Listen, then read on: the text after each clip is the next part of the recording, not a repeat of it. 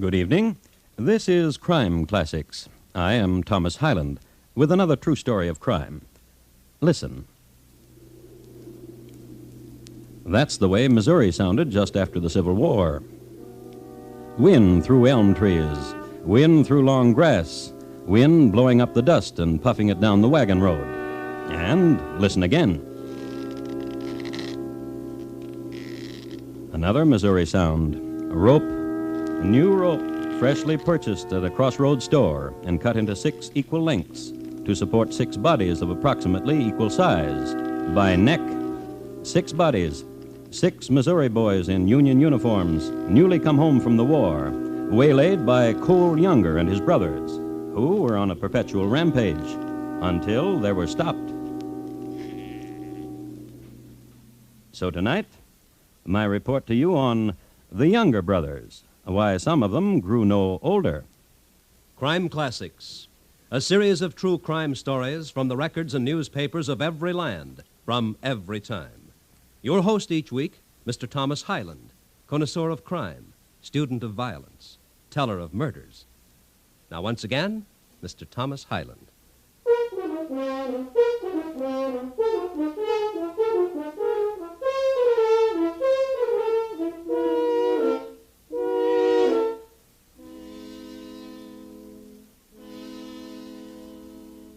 Before the Civil War, there was a border war. The boys from Kansas took gun to hand and shot up the boys from Missouri. And the next Saturday night, vice versa. It got so they didn't wait till Saturday night. Every day was bloody day for everybody. The question now arises, why? The answer is simple. A difference of opinion about slavery. And they couldn't wait till war was declared.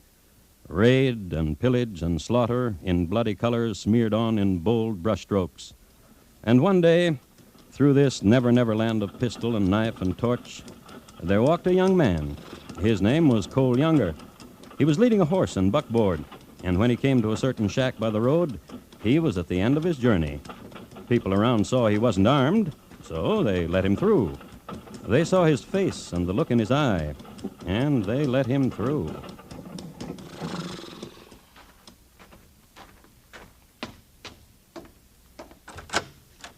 Ain't you learned to knock on a door, Sonny? You're Mr. Quantrell, ain't you? I admire politeness in young men. You try My knocking... dad is dying on a buckboard outside. You come see. I seen dying, Sonny. You come see. All right.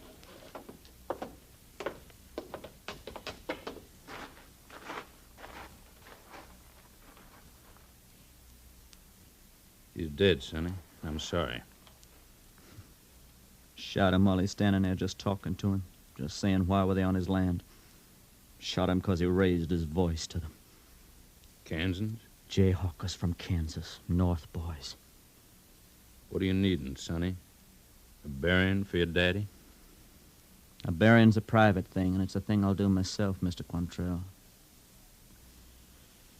When are you riding into Kansas to kill you some Jayhawkers?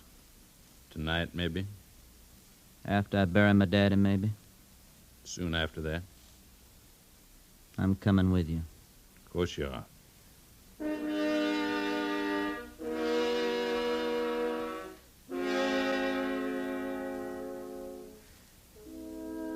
Not right after he buried his daddy, but soon after.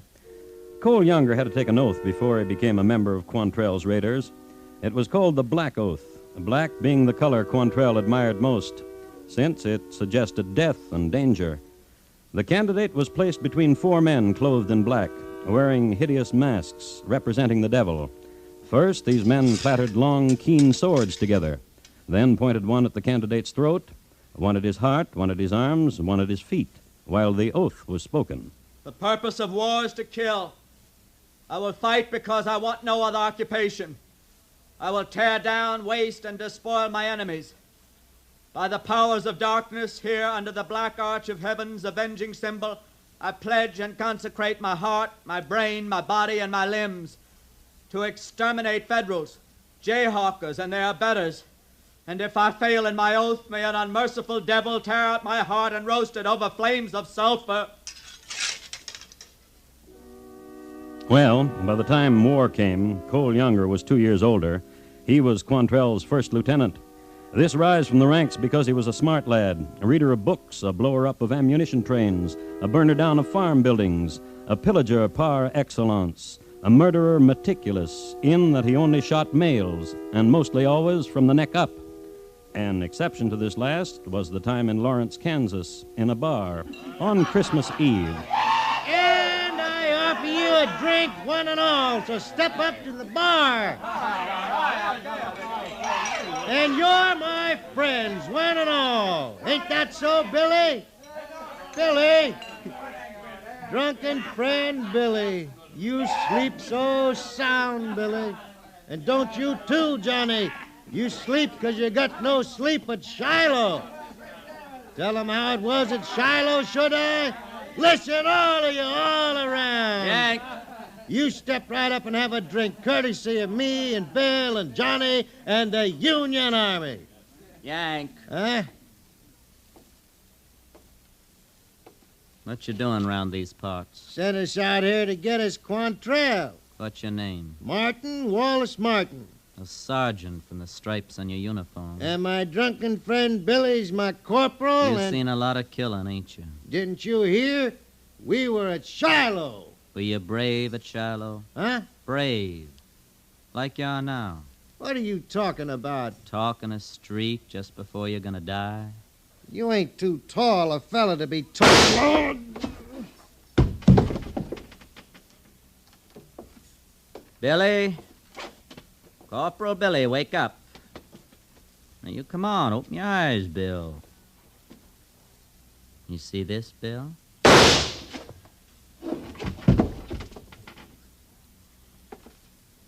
Johnny! Yankee Johnny! You're a bright one, up and ready. Why you shivering, Johnny? Why you shivering so? Merry Christmas to one and all.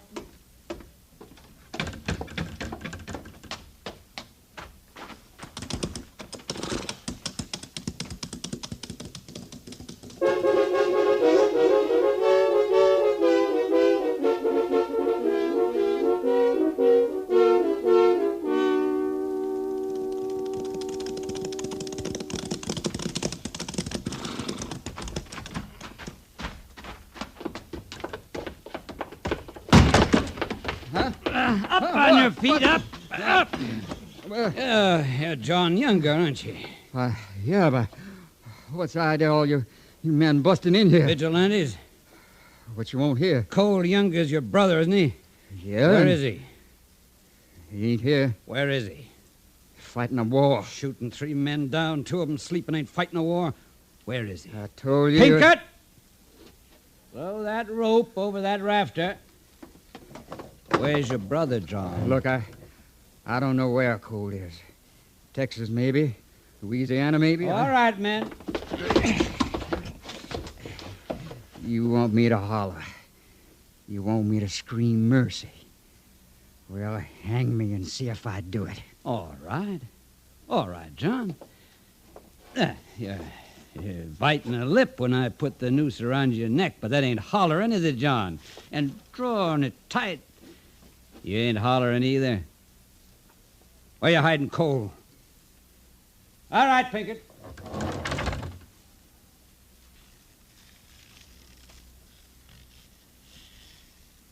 Let him down.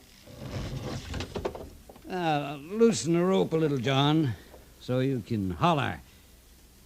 Or tell me where Cole is. You'll rot before I tell you. You'll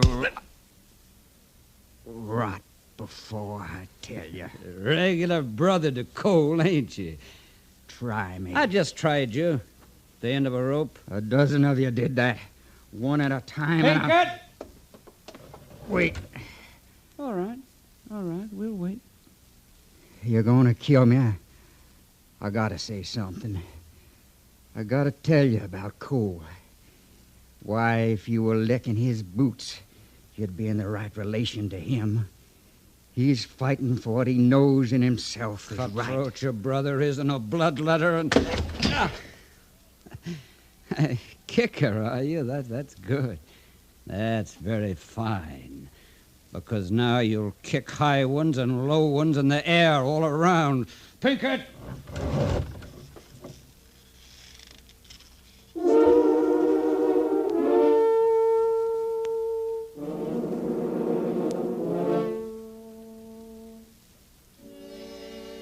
But they didn't hang him until he was dead.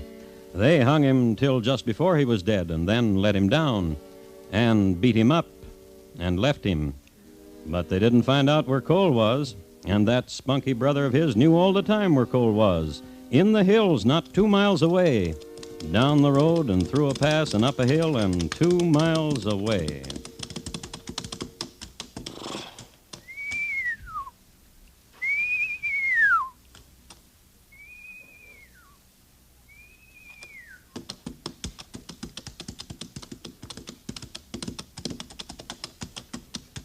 Hi, John. They came looking for you, Cole. They try to kill you. Did a thing with a rope. Here. Thing like that, and you didn't say a word, did you? I'm coming along with you, Cole. From now on. That's good.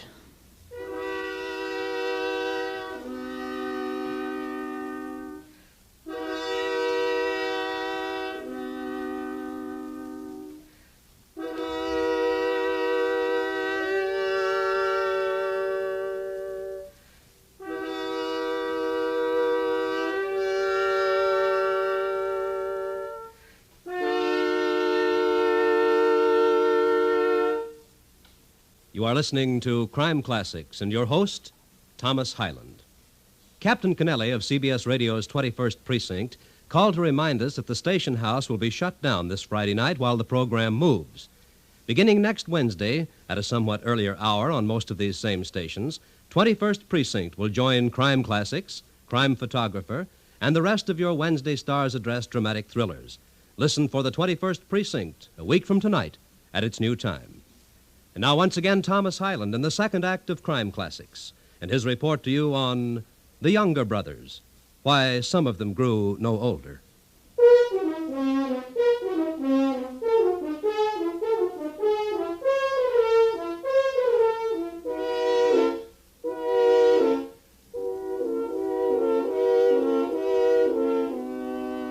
On April 9th, 1865, General Lee surrendered, and the war was over. A thing happens when a war is ended. A pall hangs over the land, and then suddenly there's a maelstrom of activity. Returnings, accountings of gains and of losses, dead battles fought again on saloon tables, lost legs bragged about, the blinded eye, the maimed arm, the victory ball and the brain shocked from its moorings and adrift. And finally, the bright young men funneling into the area of sorrows and devastation. To sell, to cheat, to build. Which was Missouri in 1866. 6 of them Yankees, Cole. And one shot scared him. All right, men, get them!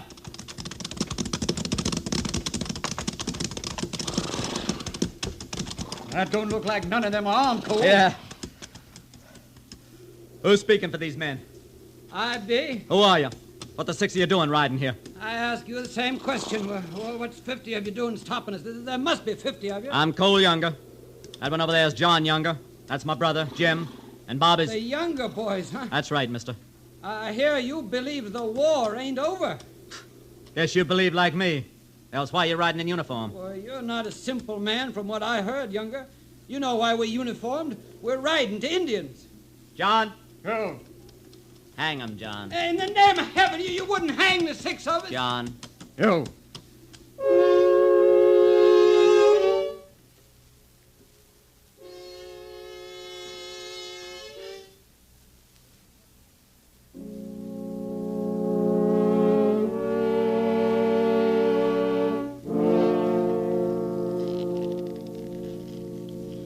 The wind and the rope. You remember. Cole Younger and his brothers hanged 6 soldiers. You might ask how come Bob and Jim Younger were with Cole and John all of a sudden. Well, they were. After the war, there was a reunion, and the 4 of them decided to cast lots together, as the saying goes, to join forces, to butter their bread all on one side. Anyhow, for the next 10 years, the brothers Younger robbed and killed and burned. John Younger was shot down by a detective in St. Clair and was buried near there. Then, on the 7th of April, 1876, in a shack on the skirts of Northfield, Minnesota. It's them, Cole. All right, Bob, open the door for him. Come on in, boys. Hi, Jesse. Hello, Cole. You met my brother Frank, haven't you? Sure, everybody knows everybody. James boys, Jess and Frank. Cole, Uh-huh. you told your boys how we're gonna do that bank? Don't you worry about it. I ain't worried about nothing, Cole. I just asked you a question. Don't worry, Jess. They'll do what they gotta do. They'd better. Everything ready? Sure. Town people having that political meeting like you said they would be? Yes, I know. Then we don't have to wait for nothing. For nothing at all.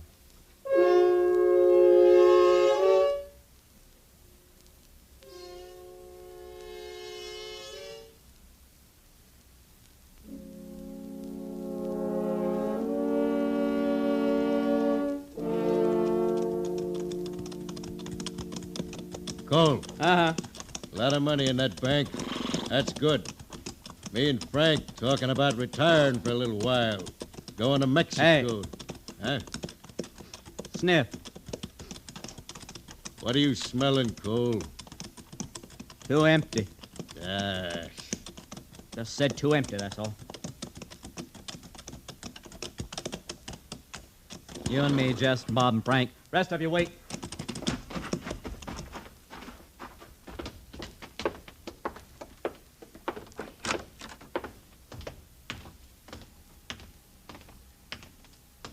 Stick up, mister. Just slide everything you got through the window. Back of the window, Jess. See, he's not cheating. All the money, ma'am. And don't scream. Just don't scream. Not the silver, mister. Silver's too heavy to carry. come on, come on. How you and Frank doing, Bob? Good. Let's get out of here. Come on, Bob, Frank. Okay, boys. Now just don't gallop till we turn the corner. All of us galloping might disturb that meeting. What's the matter, Cole? Too empty. Like I said, Nothing to shiver about, Cole. There's a meeting. plan kind of empty. That's what these streets are. Look there, boys. Run!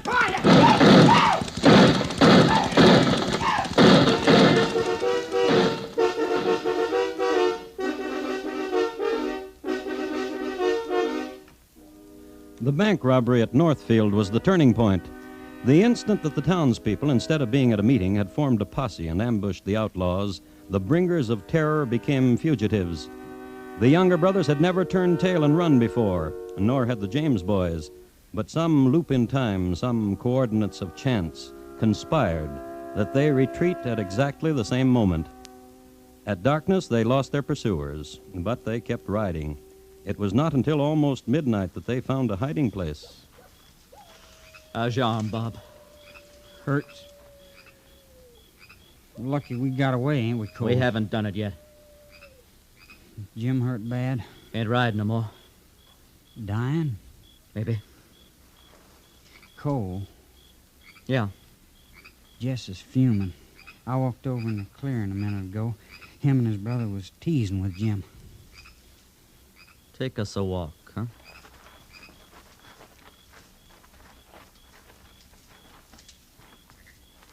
Hi, Jess.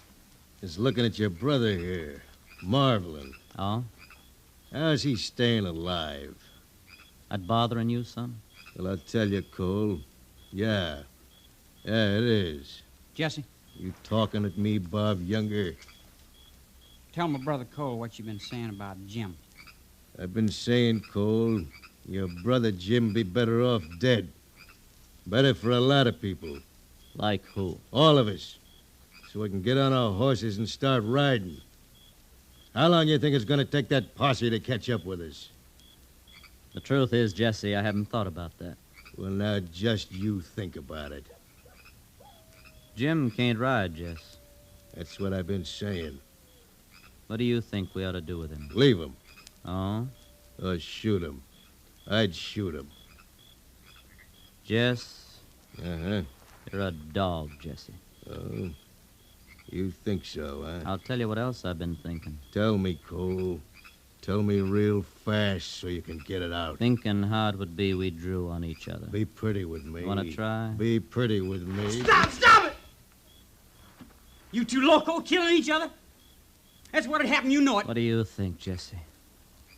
I think maybe your brother Bob is right. But you want to try. Here I am.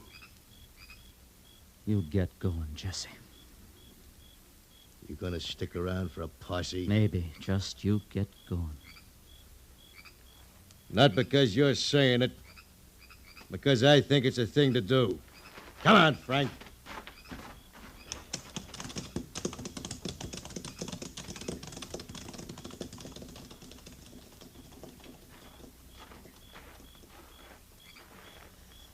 Jim.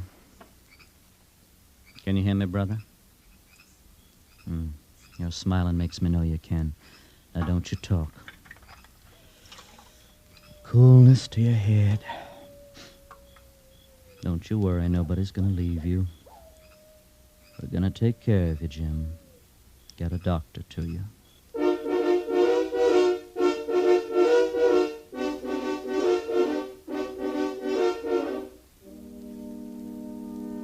Somehow they eluded the posse from Northfield, and Jim got stronger, and they rode.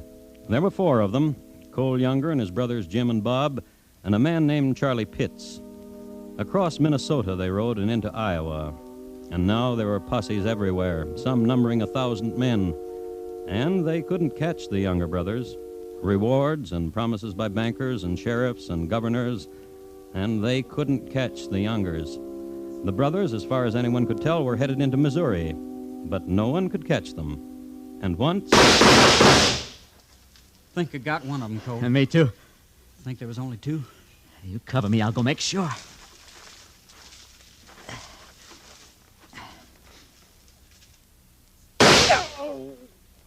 Thought I got you before, Sonny. Got my pride. Guess me and my brother both got him. You hurt bad? Crazy to try to ambush us. Only 2 of you, son. Reward. What are they offering for us?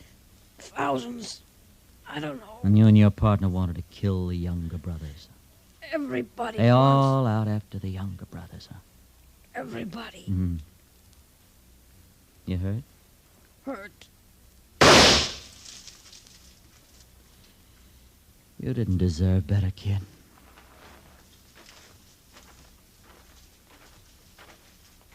Two of them, Cole? Like you said, kids. Kids. How old are you, Brother Bob? Yeah. It's a long way. Bob, get out! Must be hundreds of them. Keep shooting, Bob. Charlie, I'll go look after Jim. Oh, you hit! Just keep shooting!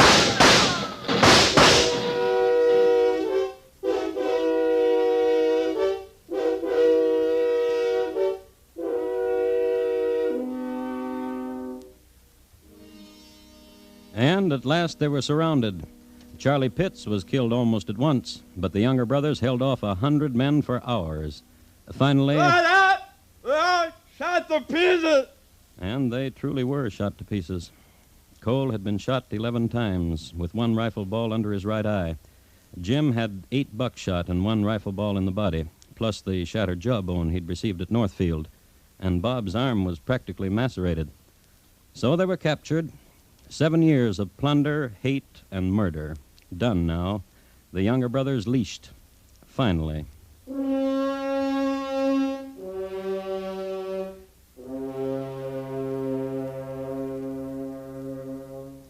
They were tried and sentenced to life imprisonment in the penitentiary at Stillwater, Minnesota. Several newspapers tried to get Cole Younger's story, and here is a copy of the letter which he wrote to one of them. Dear sir, without intending the least disrespect, permit me to say, positively I will have nothing to do with writing a history of any kind. As for anything since the war, a true statement would fall flat. I look upon my life since the war as a blank and will never say anything to make it appear otherwise.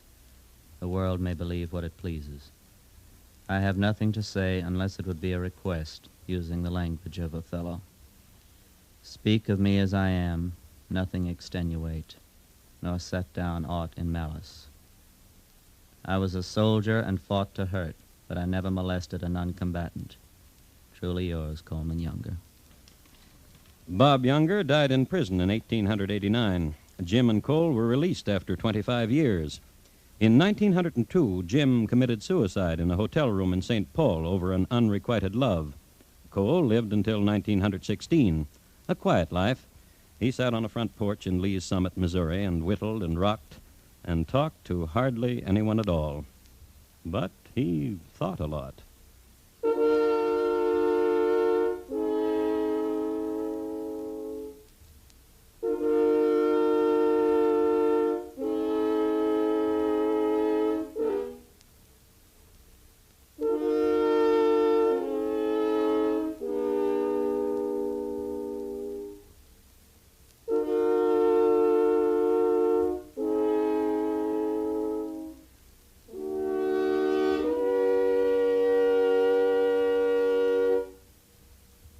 In just a moment, Thomas Hyland will tell you about next week's Crime Classic. The Younger Brothers, tonight's Crime Classic, was adapted from the original court reports and newspaper accounts by Morton Fine and David Friedkin. The music was composed by Bernard Herrmann and conducted by Lud Gluskin, and the program is produced and directed by Elliott Lewis. Thomas Hyland is portrayed on radio by Lou Merrill. In tonight's story, Jack Edwards was heard as Cole, Sam Edwards as Bob, and Jimmy Eagles as John Younger. Featured in the cast were Barney Phillips, Clayton Post, Bill Bissell, and Walter Tetley. Bob Lamont speaking. And here again is Thomas Hyland. Next week, South Konkan, India, in the spring of 1856. We will concern ourselves with two brothers. Their names were Kanak and Supan, and they despised each other. It's listed in my files as How Supan Got the Hook Outside Bombay. Thank you. Good night. Two more familiar CBS radio headliners have moved. This Friday night on most of these stations, where you've been accustomed to hearing Stage Struck, the Star's Address now brings you the new Friday night full-hour Arthur Godfrey Digest show, bringing you Arthur and all the little Godfreys back to nighttime radio with a bang. As for Stage Struck, this fine full-hour visit with Broadway shows and Broadway folks will be presented Sundays at the Star's Address from now on. Thursday nights, Marlena Dietrich stars in Time for Love on the CBS Radio Network.